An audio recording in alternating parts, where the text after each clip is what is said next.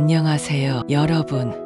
저는 30년 동안 중학교에서 국어를 가르쳤던 교사였습니다. 오늘 여러분께 들려드릴 이야기는 제 인생에 가장 힘들면서도 값진 깨달음을 얻었던 경험에 관한 것입니다.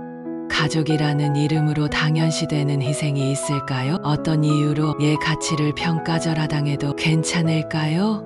저는 3년 전까지만 해도 이런 질문들에 대해 깊이 생각해 본 적이 없었습니다. 하지만 지금은 확신합니다. 진정한 사랑은 존중 위에 있어야 한다고 말입니다. 이 이야기를 통해 여러분도 자신의 가치를 다시 한번 돌아보는 시간을 갖기를 바랍니다. 2022년 2월 저는 30년간 몸담았던 교단을 떠났습니다. 조기 퇴직이었죠. 사실 제 의지가 아니었습니다.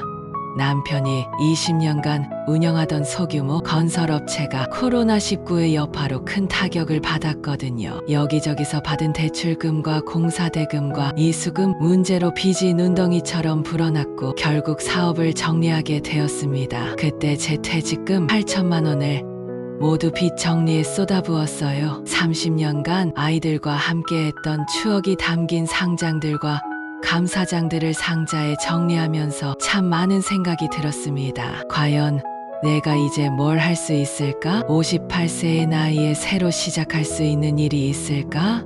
남편은 새로운 일을 찾아보겠다고 했지만 쉽지 않았어요. 그나마 다행인 건 국민연금과 교원연금이 있어서 월 120만 원 정도의 고정 수입은 있었지만 두 사람이 생활하기엔 빠듯한 금액이었습니다. 그런 와중에 딸 지영이의 전화를 받았어요. 지영이는 32살로 광고회사에서 디자이너로 일하고 있었습니다. 미술을 전공한 덕분에 나름 괜찮은 회사에 들어갔지만 워킹맘으로서의 삶은 결코 쉽지 않았어요. 엄마, 요즘 정말 힘들어요. 민준이 돌보면서 일하는 게 생각보다 어려워요. 8살 민준이는 지영이의 외아들이었어요. 똑똑하긴 했지만 좀 산만한 편이었죠. 특히 기초학습 능력이 또래보다 뒤처져 있어서 지영이가 많이 걱정하고 있었어요. 엄마가 퇴직하셨으니까 혹시 가끔 민준이 좀 봐주실 수 있으세요? 지영이의 조심스러운 부탁이었어요. 사실 저도 할 일 없이 집에만 있는 것이 답답했기 때문에 손자를 돌보는 일이라면 기꺼이 할 수 있을 것 같았어요. 그래, 할머니가 민준이 좀 봐줄게. 그렇게 시작된 일이었습니다. 그때만 해도 저는 이 일이 제 인생을 완전히 바꿔놓을 거라고는 전혀 예상하지 못했어요. 2022년 3월부터 본격적으로 민준이를 돌보기 시작했습니다. 처음에는 단순히 방과 후에 아이를 봐주는 정도로 생각했어요. 하지만 민준이와 시간을 보내면서 교사로서의 제 본능이 꿈틀거리기 시작했습니다. 민준이는 기본적으로 영리한 아이였어요. 하지만 집중력이 부족했고 기초학습이 제대로 되지 않아서 학교 수업을 따라가는데 어려움이 있었습니다. 받아쓰기는 20점대, 수학 문제를 풀 때도 끝까지 집중하지 못해서 실수가 많았어요. 지영이는 매일 회사에서 돌아와 민준이의 숙제를 확인하느라 스트레스가 많았습니다. 사교육을 시키고 싶어도 비용이 부담스럽다고 자주 한숨을 쉬었어요. 엄마, 민준이 받아쓰기 또 20점 맞았어요. 학원 보내야 하는 건 아닌가 싶은데 한 과목에 20만 원씩 하니까 부담이 너무 커요. 그 말을 듣는 순간 저는 결심했어요. 30년간 아이들을 가르쳐온 제가 있는데 내 손자가 이렇게 고생할 필요가 있을까? 지영아, 민준이 공부는 할머니가 봐줄게. 걱정하지 마. 그날부터 저는 민준이를 위한 특별한 학습 계획을 세우기 시작했어요. 30년간의 교육 경험을 총동원해서 말이죠. 먼저 민준이의 학습 능력을 정확히 파악했습니다. 한글 읽기는 가능하지만 받아쓰기에서 자주 틀리는 부분들, 수학에서는 기초 연산은 할 수 있지만 문장제 문제에서 막히는 부분들을 세심하게 체크했어요. 그리고 민준이 수준에 맞는 교재를 직접 만들기 시작했습니다. 한글 카드, 받아쓰기 연습장, 수학 연산 카드까지 예전에 학교에서 사용하던 교구, 제작 노하우를 모두 활용했어요. 학습 시간표도 체계적으로 짰습니다. 오후 3시에 민준이를 학교에서 데려와서 3시 30분부터 4시 30분까지는 국어, 4시 30분부터 5시 30분까지는 수학, 그리고 30분간 간식 시간을 가진 후 복습하는 시간을 가졌어요. 민준이는 처음에는 공부를 싫어했지만 제가 재미있게 가르쳐 주니까 점점 흥미를 갖기 시작했어요. 특히 게임 형식으로 한글 카드를 활용한 받아쓰기 연습을 좋아했죠. 할머니, 오늘은 몇 개나 맞힐 수 있을까요? 민준이가 공부에 대해 긍정적으로 생각하기 시작하는 모습을 보면서 저는 정말 뿌듯했어요. 역시 교육은 방법이 중요하다는 생각이 들었죠. 그리고 무엇보다 중요한 건 민준이와 함께하는 시간 자체가 저에게는 큰 기쁨이었다는 거예요. 퇴직 후 허전했던 마음이 손자와 함께하면서 조금씩 채워지는 것 같았어요. 민준이와 함께한 지 3개월이 지났을 때 놀라운 변화가 나타났습니다. 받아쓰기 점수가 20점에서 90점으로 수학도 60점대에서 80점대로 올랐어요.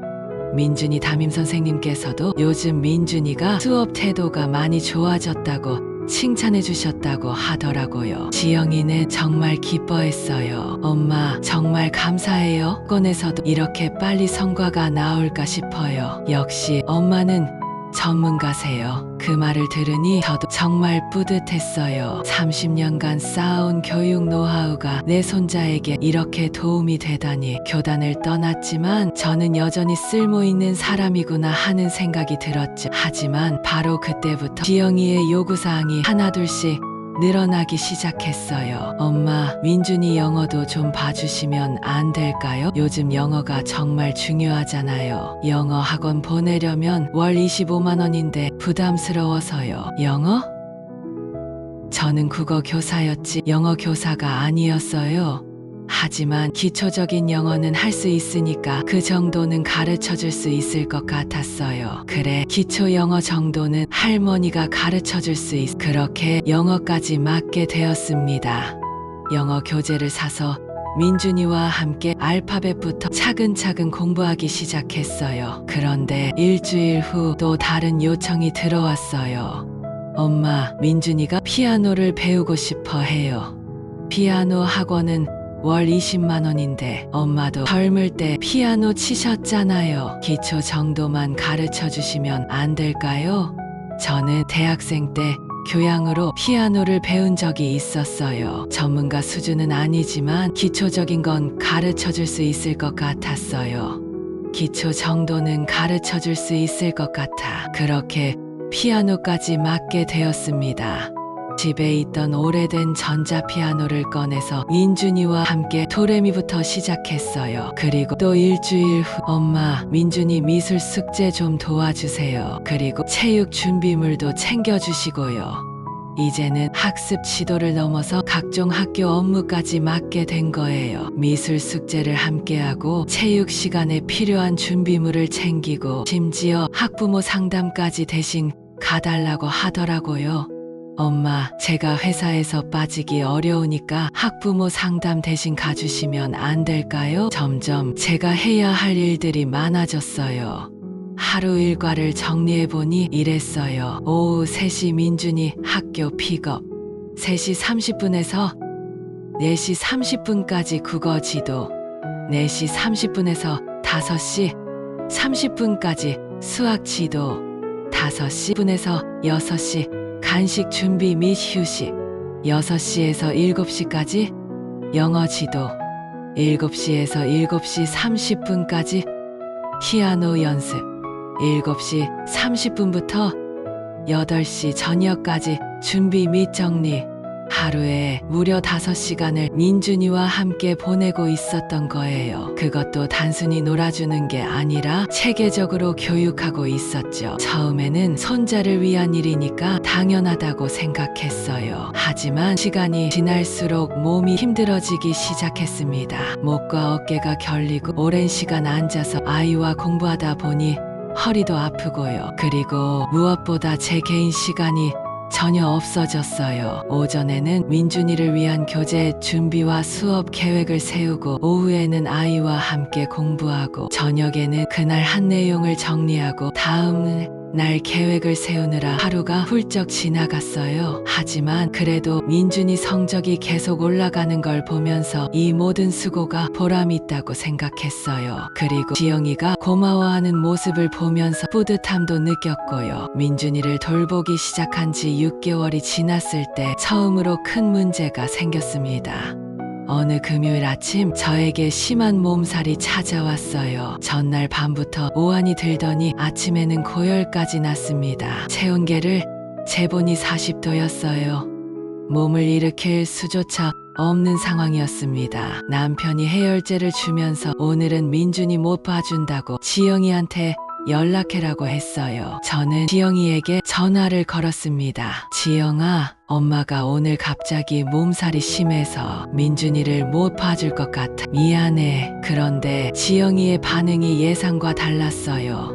엄마, 그럼 저는 어떻게 해요? 오늘 정말 중요한 프레젠테이션이 있다고 어제 말씀드렸잖아요. 이 프레젠테이션 성공하면 팀장으로 승진할 수 있는 건데 그래도 엄마가 정말 아파서 정 안 되시면 해열제라도 드시고 잠깐만 봐주시면 안 돼요? 제가 일찍 끝내고 올 테니까요.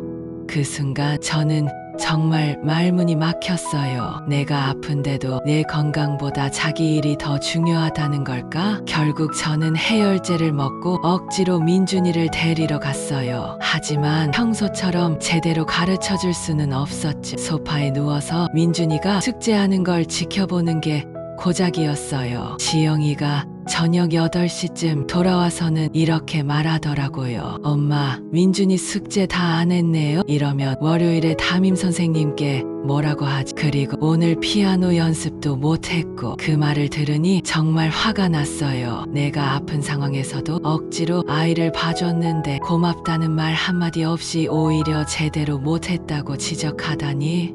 지영아, 엄마가 오늘 정말 아팠어. 그래도 내 일 때문에 억지로 민준이 봐준 거야. 네, 그건 감사하지만 그래도 숙제는 시켜야 하는 거 아니에요?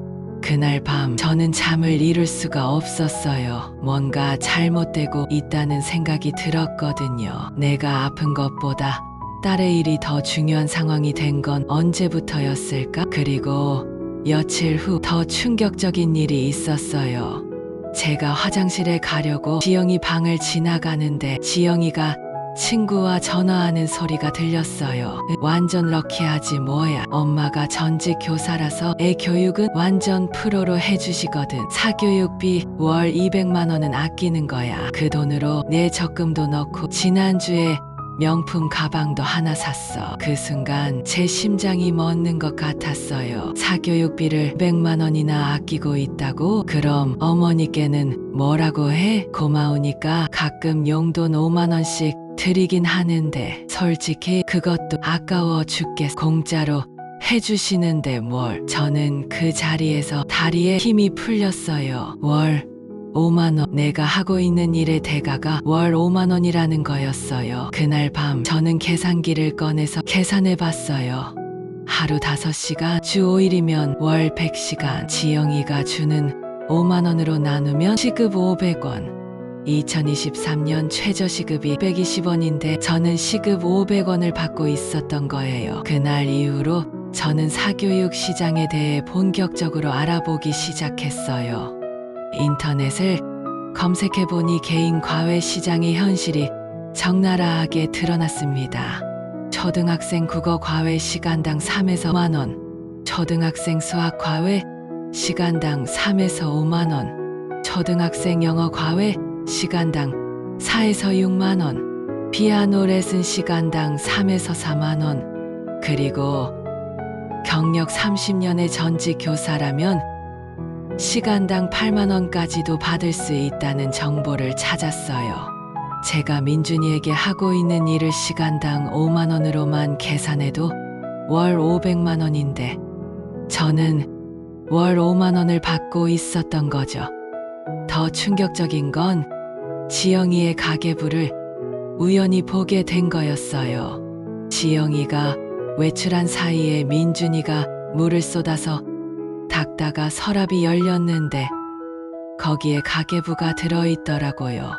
사교육비 절약 월 200만 원, 개인 적금 월 100만 원, 쇼핑 및 외식 월 80만 원, 엄마 용돈 월 5만 원, 제가 절약해준 200만 원으로 지영이는 적금도 넣고 쇼핑도 하고 있었던 거예요. 그러면서 저에게는 감사의 표시라며 5만 원을 주고 있었던 겁니다. 그때 문득 제가 지영이를 위해 했던 다른 희생들이 생각났어요. 3년 전 남편 사업 실패 때 3천만 원을 전액 지원한 것, 지영이 결혼할 때 예식 비용 1,000만 원을 지원한 것, 민준이 출산 시 산후조리원비 500만 원을 지원한 것까지 저는 지금까지 지영이를 위해 총 4,500만 원을 지원했던 거예요. 그런데 지영이는 제가 절약해준 사교육비로 자신을 위한 쇼핑을 하고 있었던 겁니다. 그날 저녁 오랜만에 예전 동료들과 만날 기회가 있었어요. 30년간 함께 교단에서 근무했던 선생님들이었죠. 미수가 너 요즘 뭐해? 개인 과외 같은 거 안 해? 아, 그냥 손자 봐주고 있어. 아이고, 아까워라. 미숙이 너 정도 경력이면 시간당 8만 원은 받을 수 있을 텐데 나도 퇴직하고 과외 시작했는데 한 달에 400만 원은 벌고 있어. 400만 원. 그 말을 듣는 순간 제 가슴이 답답해졌어요. 저는 그 2배의 시간을 투자하면서도 월 5만 원을 받고 있었거든요. 미숙이 학원에서 시간 강사라도 해봐. 요즘 경험 있는 선생님들 구하기 어려워서 시간당 3만 원씩 줘. 하루 4시간만 해도 월 240만 원이야. 240만 원. 그것도 제가 받고 있는 5만 원의 거의 50배에 달하는 금액이었어요. 집에 돌아와서 저는 휴대폰에 쌓여있던 메시지들을 확인해 봤어요. 그동안 무시했던 과외 제의들이 정말 많았더라고요. 선생님, 저희 아이 과외 부탁드려도 될까요? 시간당 6만 원 드릴게요. 미숙 선생님, 우리 아이 국어 좀 봐주세요. 조건은 협의예요.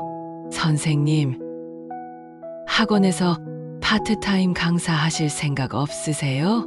이런 메시지들이 수십 개나 쌓여 있었어요. 그동안 저는 이 모든 기회를 거절하고 딸을 위해 무료로 일하고 있었던 거예요. 그로부터 일주일 후 결정타가 날아왔습니다. 민준이가 친구들과 놀면서 하는 말을 우연히 듣게 되었거든요. 우리 할머니는 우리 집 선생님이야. 엄마가 돈 안 줘도 되니까 좋다고 했어. 친구가 물었어요. 그럼 진짜 선생님이야? 응. 할머니가 학교에서 선생님 했었거든. 그런데 우리 집에서는 돈 안 받고 가르쳐줘. 엄마가 그러는데 밖에 가면 비싸다고. 그 순간 저는 정말 말로 표현할 수 없는 절망감을 느꼈어요. 내가 내 손자에게도 그냥 우리 집 선생님이었구나. 할머니가 아니라 그냥 공짜로 일하는 선생님이었던 거예요. 그날 저녁 더 충격적인 일이 벌어졌습니다. 지영이가 민준이에게 혼을 내더라고요. 민준아, 할머니한테 고마워해야지. 할머니가 아니었으면 너 학원 가야 해. 그럼 엄마가 돈 많이 내야 하고. 민준이가 순진하게 물었어요. 그럼 할머니한테 돈 주면 안 돼요? 지영이가 웃으면서 대답했어요. 할머니는 가족이니까 돈 안 줘도 돼. 할머니가 민준이 사랑해서 가르쳐 주시는 거야. 그 말을 듣는 순간 저는 깨달았어요. 지영이는 처음부터 제 사랑을 이용하고 있었던 거예요. 사랑이라는 이름으로 저를 착취하고 있었던 겁니다. 그날 밤 저는 남편과 긴 이야기를 나눴어요. 여보, 내가 너무 바보같이 살았나? 남편이 한숨을 쉬더라고요. 당신이 바보가 아니야. 너무 착한 거지. 하지만 지영이가 너무 당연하게 생각하고 있는 것 같아. 당신도 사람인데 이렇게 부려먹으면 안 되지. 그래, 맞아. 나도 사람이야. 내 시간도 소중하고 내 전문성도 가치가 있어. 그날 밤 저는 결심했어요. 더 이상 이런 식으로 살 수는 없다고. 다음 날 저는 지영이와 진지한 대화를 나누기로 했습니다. 지영이가 퇴근해서 민준이를 데리러 왔을 때 저는 조용히 말했어요. 지영아, 우리 이야기 좀 하자. 엄마, 저 피곤해요. 내일 얘기해요. 아니야, 오늘 해야겠어. 제 목소리가 평소와 달라서 그런지 지영이가 의자에 앉더라고요. 나는 내 아이의 할머니야.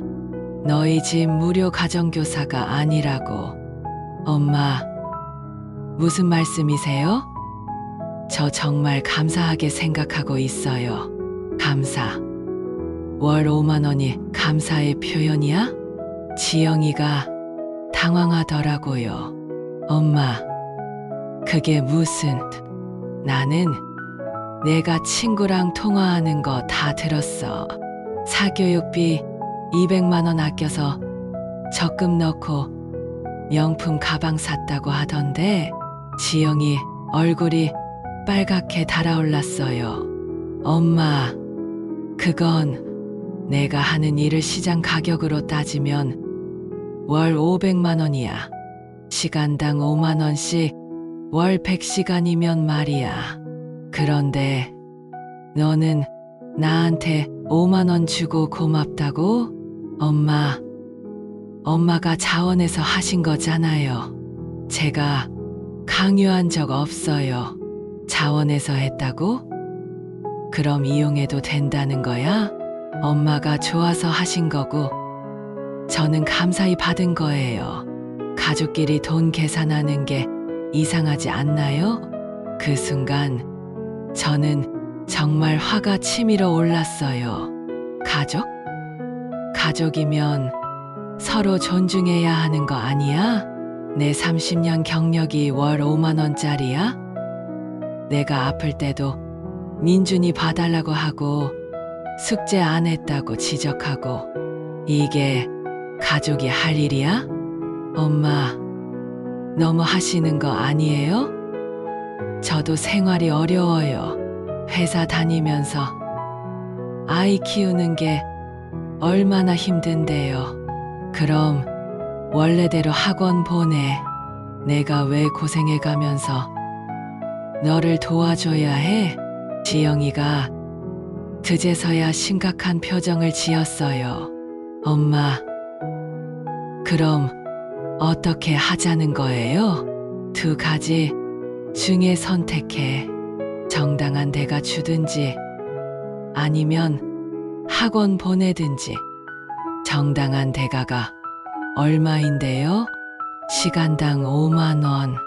월 100시간이면 500만 원. 500만 원요? 그럼 학원비보다 더 비싸네요. 그래, 당연하지. 나는 개인 교사야. 집까지 와서 1대1로 가르쳐 주는데 학원비보다 싸면 이상한 거지. 지영이가 한참 생각하더니 말했어요. 엄마, 그럼 좀 줄여주시면 안 될까요? 줄인다고? 내가 왜 내 가치를 깎아야 해? 그날 밤 지영이는 한참을 고민하다가 절충안을 제시했어요. 엄마, 그럼 주 3회 하루 2시간씩만 해주시면 안 될까요? 그럼 월 24시간이니까 120만 원? 아직도 내 가치를 제대로 인정하지 않는 모습이었지만 그래도 처음으로 정당한 대가를 제시한 거였어요. 150만 원. 그리고 다른 과외도 할 거야. 네, 나도 살아야 해. 다른 아이들 과외도 하면서 수입을 늘릴 거야.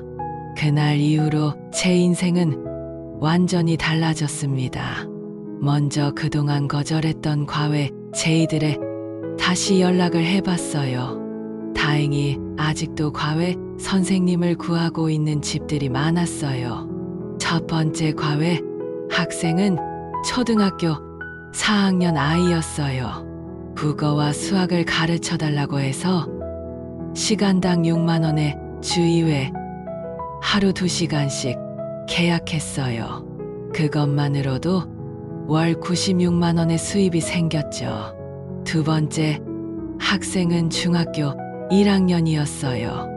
제가 30년간 가르쳤던 중학교 국어였기 때문에 자신 있게 할 수 있었어요.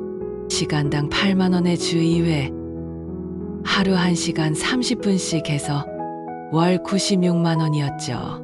그리고 온라인 강의 플랫폼에도 가입했어요. 초등학생 학부모를 대상으로 한 가정에서 할 수 있는 국어 교육법이라는 강의를 만들었는데 생각보다 반응이 좋았어요. 한 달에 200만 원 정도의 수입이 생겼어요. 지영이네 민준이까지 합치면 제 월 수입은 민준이 교육 150만 원, 첫 번째 과외 96만 원, 두 번째 과외 96만 원, 온라인 강의 200만 원, 총합 542만 원. 퇴직 전 제 월급이 350만 원 정도였으니까 오히려 수입이 늘어난 거였어요. 그리고 무엇보다 제가 하는 일에 대한 정당한 대가를 받는다는 기분이 정말 좋았어요. 가장 큰 변화는 지영이의 태도였어요. 돈을 지불하기 시작하면서부터 저를 대하는 태도가 완전히 달라졌거든요. 엄마, 오늘 수업 정말 고생 많으셨어요. 민준이가 많이 늘었다고 담임 선생님도 칭찬하시더라고요. 예전처럼 당연하다는 식으로 대하지 않고 정말 감사해야 하는 모습이었어요. 그리고 민준이 교육에 대해서도 더 적극적으로 관심을 갖기 시작했어요. 엄마, 민준이 어떤 부분이 부족한지 알려주시면 제가 집에서 복습시킬게요. 돈을 지불하니까 더 적극적으로 참여하게 된 거죠. 민준이도 달라졌어요. 예전에는 저를 그냥 우리 집 선생님이라고 생각했는데 이제는 할머니가 전문 선생님이라는 걸 자랑스러워 하더라고요. 우리 할머니는 진짜 선생님이야. 다른 아이들도 가르쳐 주시거든. 정말 대단해. 그 말을 들을 때 정말 뿌듯했어요. 이제야 제대로 된 존중을 받고 있다는 생각이 들었거든요. 6개월이 지난 지금 저는 정말 만족스러운 삶을 살고 있어요. 경제적으로도 안정되었고 무엇보다 제 가치를 인정받고 있다는 느낌이 듭니다. 그리고 오랫동안 꿈꿔왔던 일도 시작했어요. 소규모 교육 컨설팅 사업이에요. 학습 부진 아동들을 위한 개별 교육 프로그램을 만들어서 제공하는 일이죠. 30년간 축적된 교육 노하우를 활용할 수 있는 정말 보람 있는 일이에요. 작은 사무실도 얻었어요. 집에서 하던 과외를 사무실로 옮기고 좀 더 전문적인 환경에서 아이들을 가르치고 있어요. 학부모들도 더 신뢰하더라고요. 미숙 선생님은 정말 전문가시네요. 우리 아이가 이렇게 빨리 늘 줄 몰랐어요. 이런 말을 들을 때마다 정말 보람을 느껴요. 제가 하는 일이 인정받고 있다는 걸 실감하거든요. 지영이와의 관계도 많이 좋아졌어요. 예전처럼 당연하게 생각하지 않고 서로를 존중하는 관계가 되었어요. 민준이 교육에 대해서도 함께 상의하고 제 의견을 존중해줘요. 엄마, 민준이가 수학을 좀 어려워하는 것 같은데 어떻게 지도하면 좋을까요? 이런 식으로 협의하면서 진행하니까 훨씬 효과적이에요. 무엇보다 제 자존감이 많이 회복되었어요. 58세의 나이에도 여전히 사회에 기여할 수 있고 제 전문성을 발휘할 수 있다는 자신감이 생겼거든요. 주변에서도 부러워해요. 미수가, 너 정말 잘했다. 퇴직하고도 이렇게 열심히 사는 모습이 보기 좋아. 친구들도 제 변화를 긍정적으로 봐주더라고요. 그리고 가장 중요한 변화는 민준이와의 관계예요. 이제 민준이는 저를 진짜 할머니로 동시에 존경받는 전문가로 봐줘요. 할머니, 저도 커서 선생님이 되고 싶어요. 할머니처럼 아이들 가르쳐주는 사람이요. 그 말을 들을 때 정말 감동받았어요. 제가 민준이에게 좋은 롤모델이 되고 있다는 걸 느꼈거든요. 이제 1년이 지났습니다. 돌이켜보면 정말 많은 것이 변했어요. 무엇보다 제 자신이 가장 많이 변했죠. 예전에 저는 가족을 위해서라면 무엇이든 희생하는 게 당연하다고 생각했어요.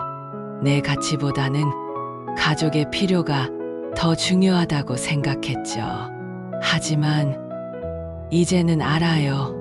진정한 사랑은 서로를 존중하는 것에서 시작된다는 걸 말이에요.